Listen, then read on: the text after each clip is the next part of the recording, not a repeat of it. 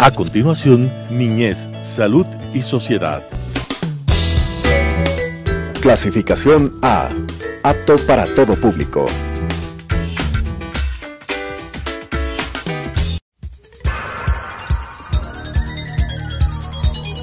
Las opiniones vertidas en este espacio por la producción y dirección del programa son de exclusiva responsabilidad de sus autores y de quienes intervienen en ellos. Telesucesos Canal 29 UHF presenta Niñez, Salud y Sociedad, un programa que trata sobre los cuidados iniciales, el crecimiento y el desarrollo de los niños. El buen vivir de la infancia es el futuro de la patria. Con la conducción del doctor Gabriel Ordóñez. Niñez, Salud y Sociedad. Un saludo a nuestra amable teleaudiencia y un cálido saludo a los quiteños que nos toca en estos días festejar a la ciudad tomando todas las medidas de bioseguridad. En esto tenemos que ser insistentes, puesto que es la única manera de evitar contagios y evitar una masificación de la enfermedad. También hoy se festeja el Día Panamericano del Médico, y esto se instituyó en el año de 1946 en honor a un médico cubano cuyo apellido fue Finlay, Carlos Juan Finlay, y se le homenajeó por el hecho de que fue el descubridor de la forma en que se transmitía la fiebre amarilla a través de un mosquito, de un vector. De modo que un cálido saludo a los médicos ecuatorianos, a los médicos de América, y pedir que sigan haciendo el trabajo de la manera eficaz, eficiente, comprometida que lo han hecho a lo largo de este tiempo, dando una demostración de un fiel cumplimiento de su vocación. En esta ocasión vamos a estar nuevamente con el doctor Rodrigo Lozano, porque queremos tratar los temas con alguna profundidad, como dije en el primer programa, con la sencillez del caso para que llegue a toda la audiencia y sea de fácil comprensión. Quiero preguntarle a Rodrigo ahora, ¿cómo está usted viviendo estos tiempos de pandemia? ¿Cómo le va? ¿Cómo está aplicando las medidas de bioseguridad en su casa, en su trabajo? ¿Tiene niños en la familia? ¿Cómo van las cosas? Cuéntenos. Primero un atento saludo a la audiencia que nos está mirando. Bueno, he estado solo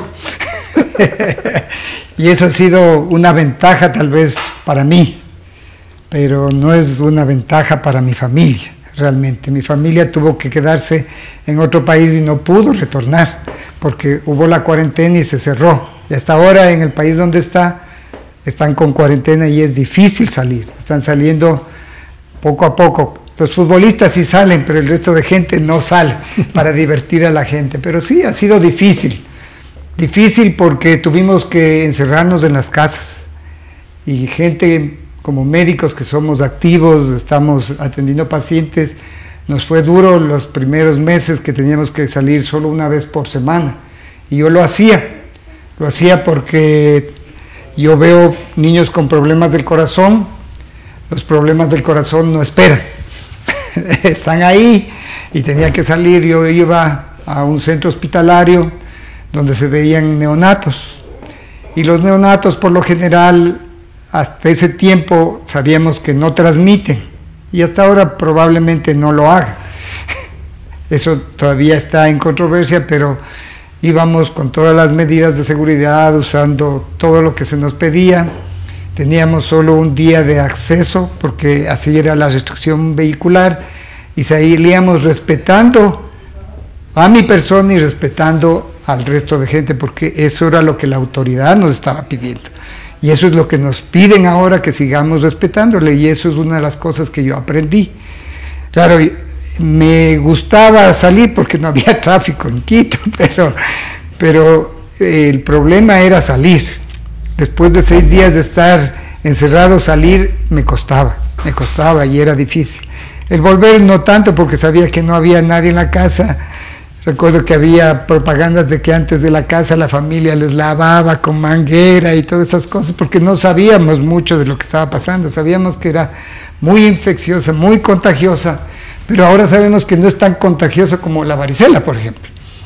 Así que he vivido solo, he aprendido muchas cosas, he sobrevivido y seguimos ayudando a la gente, porque hay que ayudar a la gente. Esa es la vocación del médico, que no espera que le retribuyan algo, espera dar, porque es mejor dar que recibir. El trabajo del médico es así de comprometido, sin ninguna duda, y debería tener el reconocimiento debido para que él pueda ejercer su actividad, su trabajo, con absoluta tranquilidad y seguridad. Creo que debería preguntarle ahora en torno al tema que nos ocupa, que es la COVID o el COVID. De las dos formas puede decirse, no hay problema.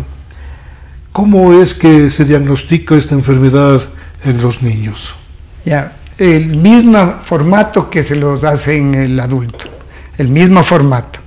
Entonces tiene que tomar una muestra del sitio que tiene preferencia la enfermedad. Tiene preferencia sobre la vía respiratoria. Si uno puede tomar la muestra desde los alvéolos, esa sería la mejor muestra, pero eso no es factible. Entonces por eso se ha ideado la toma a través del hisopado. Hisopado es meter un algodoncito o una torunda y restregarle en la parte de atrás de la nariz. Es muy molestoso, por eso hay que a los niños enseñarles. Los padres y la persona que lo va a tomar tiene que enseñarles, porque es un poco doloroso. Yo he hablado con las personas que se han hecho y ellas dicen, los adultos dicen que es molestoso. No se diga a un niño que solo ve una jeringuilla y sale corriendo. Entonces, primera cosa, adultos también. Sí, la toma de la muestra es fundamental. Se toma la muestra para hacerle una prueba que se le llama PCR.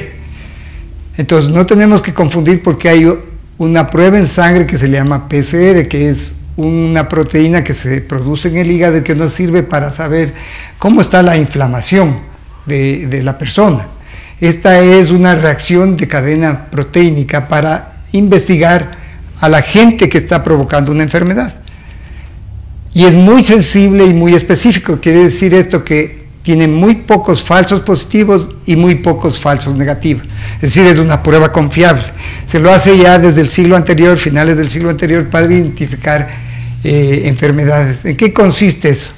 Quiere decir que se pone la proteína del virus que está provocando la enfermedad y se le pone la secreción que se le toma. Entonces esto provoca una reacción que es medible en los aparatos que se tienen, y ustedes saben que trajeron un aparato que procesaba miles de muestras, pero qué interesante que en ese tiempo y al principio de la enfermedad, en marzo, abril, estaban en cola, estaban todos retrasados las pruebas y era difícil saber cómo estaba la cosa. Lo que pasó en Guayaquil es evidente del problema, pero les digo esta cosa, ahora en Estados Unidos, usted compra un kit como para la prueba de embarazo, coge, pone la secreción ahí y en 30 minutos le dice si es positivo o negativo. Qué maravilla, ¿no? Qué maravilla, de lo que pasaban 3 días antes para que nos den el informe. Ahora en 30 minutos usted sabe si es positivo o negativo. Esa es la prueba fidedigna para el diagnóstico de COVID. Se hacen otras pruebas que se hacían como muestreo, una prueba que es más o menos como la que le acabo de decir al final, que se toma la muestra de sangre, se pone ahí y se cambia de color y dice, usted ha tenido o tiene la enfermedad, pero no puede decir lo otro. Y hay otra prueba que se toma de sangre y se cuantifica los anticuerpos a través de las inmunoglobulinas, que son parte que se producen en las células contra el virus. Entonces le dice, usted está en la fase aguda de la enfermedad o usted ha tenido la enfermedad. Nada más, pero no le dice si usted está contagioso o no está contagioso. Entonces, para diagnosticar eso, esa es la primera prueba. Hablando del PCR, y es bueno que entremos a esto porque el mundo no sabe qué tiempo hay que aislarse, etcétera, etcétera. Entonces dice, si usted ha estado enfermo y al 7º día usted se hace una prueba de PCR y sale negativa, usted ya puede reintegrarse a sus labores o a las actividades normales. Deja la cuarentena y vuelve a trabajar. Si usted se ha hecho una prueba que es positiva y usted no tiene dinero, porque cuesta entre $90 y $120, tal vez esté ya bajando con estas pruebas rápidas, probablemente va a costar mucho menos, y no puede hacerse una nueva prueba si está sin síntomas, usted puede esperar 10 días y volver a la actividad. Si usted ha tenido síntomas, usted no puede hacerse la prueba, tiene que esperar 14 días para volver a la... Se ha encontrado que algunas personas siguen teniendo el PCR positivo meses después, pero eso no quiere decir que sean contagiosas, porque habemos portadores de ciertos gérmenes, y eso vemos, hay gérmenes que uno queda de portador, pero no transmite la enfermedad. Asimismo parece que es el virus, ¿sí? Entonces eso es para el diagnóstico. Para saber la gravedad del problema, entonces se utiliza otros métodos, se toma muestras de sangre para saber qué afectación sobre la inflamación tenemos, como el dímero, que mucha gente ya ha hablado de eso, la procalcitamina, el PCR, la sedimentación, y muchos han hablado sobre esto, pero esto solo sirve al médico para saber la gravedad del problema. Y de ahí se hace radiografías del tórax, que es el sitio más peligroso que puede llevarle a terapia intensiva, o tomografías. Y se han hecho también una serie de algoritmos, es decir, yo tengo estas imágenes, le pongo en este flujograma, entonces me dice, este paciente va a terminar en terapia intensiva, o este paciente puede ser manejado en otras áreas. Entonces, ayuda en ese sentido, pero la única forma de hacer el diagnóstico es a través del PCR. Esa es la prueba fundamental, pero lo más importante de lo que usted nos acaba de conversar es reconocer cómo la ciencia médica en un periodo tan corto ha logrado identificar muchos de los pormenores de este virus, de la forma en que infecta a las personas y de la forma en que puede diagnosticarse. Esto de haber llegado a tener una prueba rápida con el antígeno y conocer en el lapso de 20-30 minutos si uno es portador de la enfermedad es realmente fabuloso, y eso va a ayudar muchísimo a planificar y tomar las medidas en el futuro. Pero hasta el momento lo que nos toca es seguir siendo lo que nos ha recomendado Rodrigo, unas personas obedientes de las disposiciones de las autoridades con el propósito de evitar complicaciones mayores. Tenga la bondad de contarnos, Rodrigo, de lo que usted ha visto, ¿cuáles son los niños que tienen el mayor riesgo de adquirir esta enfermedad? Claro, primera cosa, tenemos que hablar con la nutrición. Niños con desnutrición hacia la baja, que se llama malnutrición, y niños con malnutrición pero a la alza, obesidad, son los dos extremos más peligrosos de tener la enfermedad y de llevar al estado crítico y morirse. Entonces, no estamos enseñando como pediatras, y como yo soy pediatra, no estamos enseñando todas las cosas adecuadas a las familias para que nutran bien a sus hijos. Y después de la década hemos visto que la desnutrición no es que ha mejorado, está peor, está peor. Y eso es gravísimo, porque esos niños, desde que nacen, tienen problemas. Entonces, mientras más pequeño es el niño y nace con desnutrición, más grave es la enfermedad. Y eso se ha visto en todos los países que han relatado y han visto eso. En el Ecuador tenemos todavía datos sesgados, no tenemos datos, digamos, formales del Ministerio de Salud que diga estos, pero sabemos que menores de un año la mortalidad es igual que en mayores de 12 años. Eso se ha visto que en los otros grupos es igual. Entonces los prematuros tienen también riesgo. y una madre con COVID positivo tiene riesgo de tener prematuros y ese niño puede llegar a tener COVID y morirse. Pero hay otras enfermedades como problemas del corazón, sobre todo los que provocan que se pongan morados los niños o falla cardíaca, tienen más probabilidad de enfermarse y llevar a la muerte. Otros son los enfermos crónicos renales, por ejemplo, o que tienen algún problema de esos bien raros de enfermedades catastróficas. Entonces, esos niños son una prioridad. Esos niños no deben salir fácilmente y esos deben ser cuidados de que no les dé la enfermedad. Y eso ha pasado, porque eso hemos visto, que niños menores de 1 año no han salido mucho, ya por necesidad y por una consulta urgente han salido, pero en los últimos meses. Al principio no salía nadie y más eran los hospitalizados que se los veía, pero sí, esos son los factores de mayor riesgo. Y obviamente los pacientes con problemas pulmonares crónicos, que tenemos cada vez más porque se salvan más niños prematuros y salen con problemas pulmonares crónicos. Así es. Muy interesante lo que acaba de mencionar el doctor Rodrigo Bozano, sobre todo en materia de nutrición.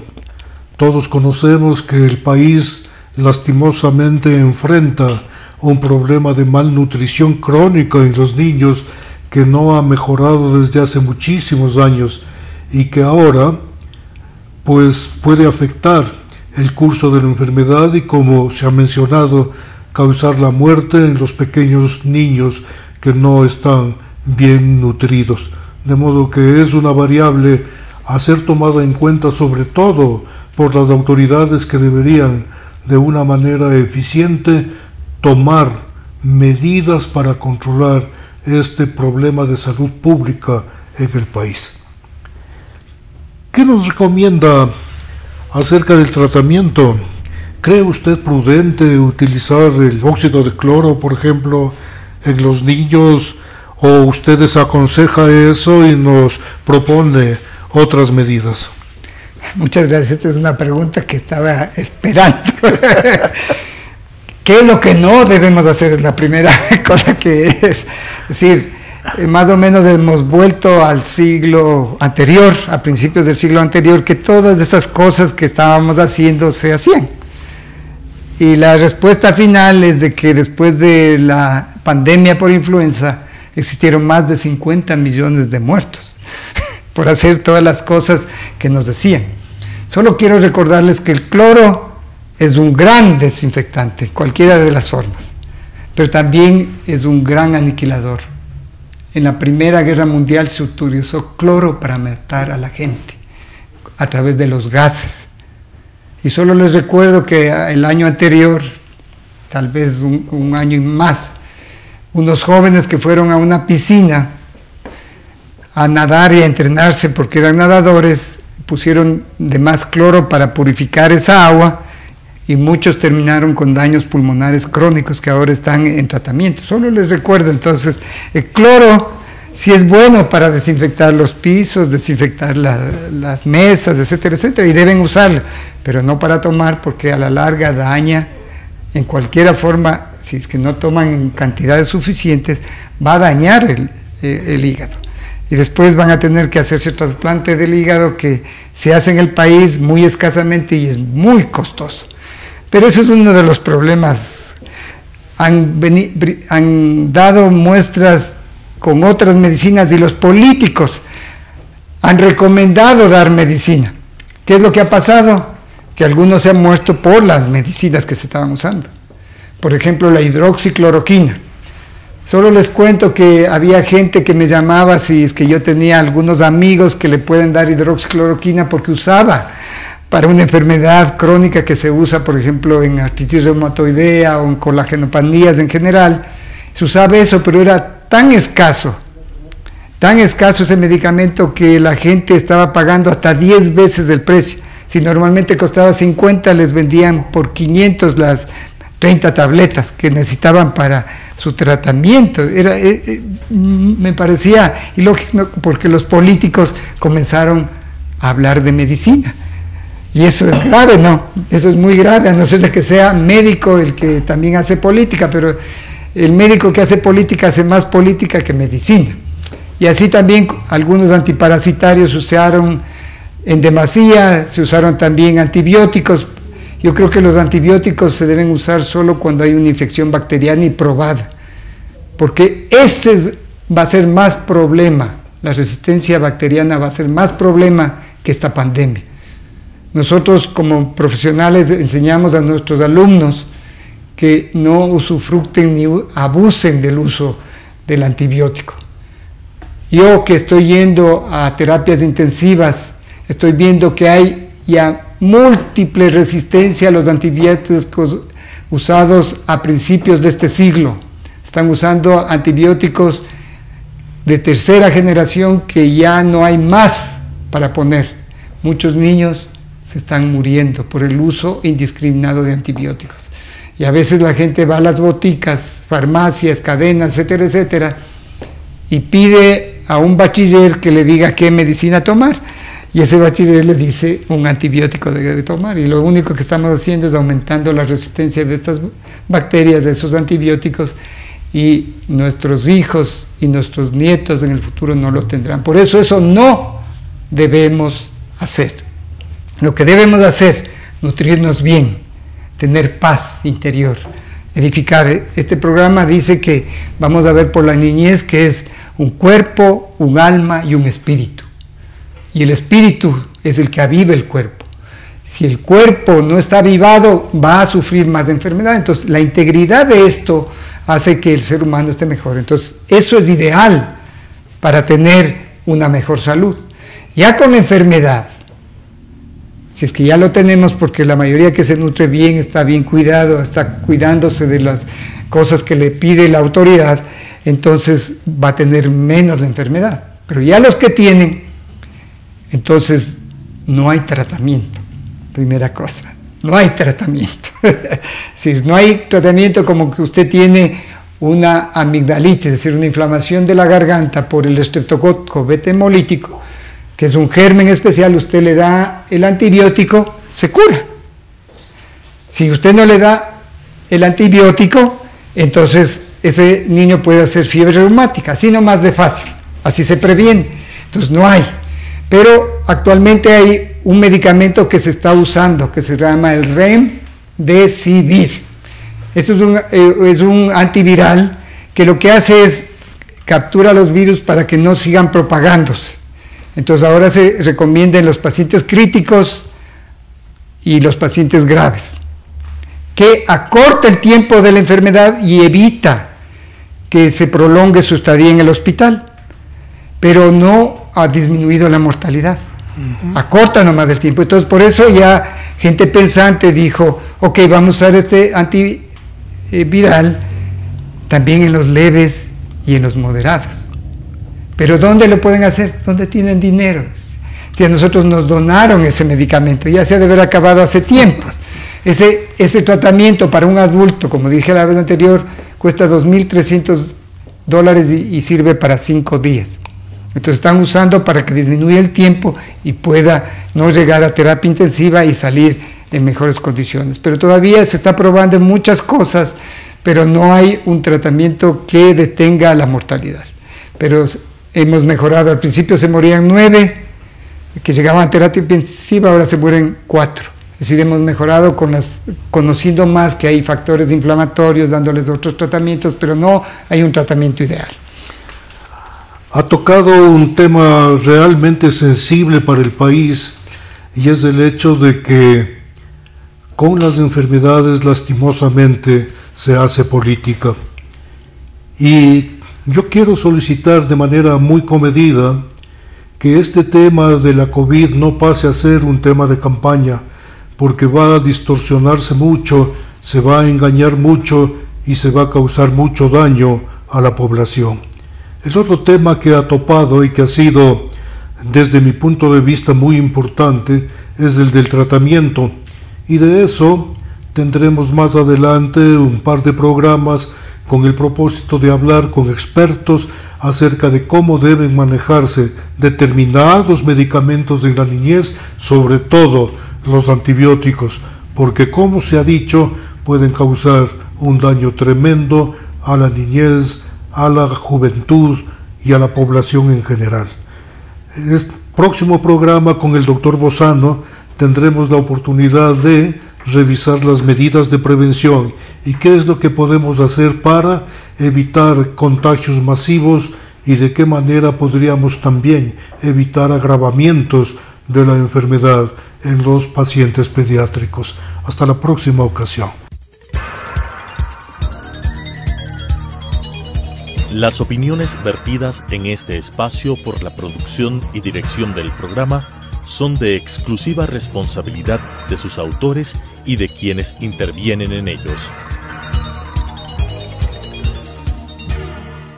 Telesucesos Canal 29 UHF presentó Niñez, Salud y Sociedad, un programa que trata sobre los cuidados iniciales, el crecimiento y el desarrollo de los niños. El buen vivir de la infancia es el futuro de la patria. Con la conducción del doctor Gabriel Ordóñez. Niñez, Salud y Sociedad.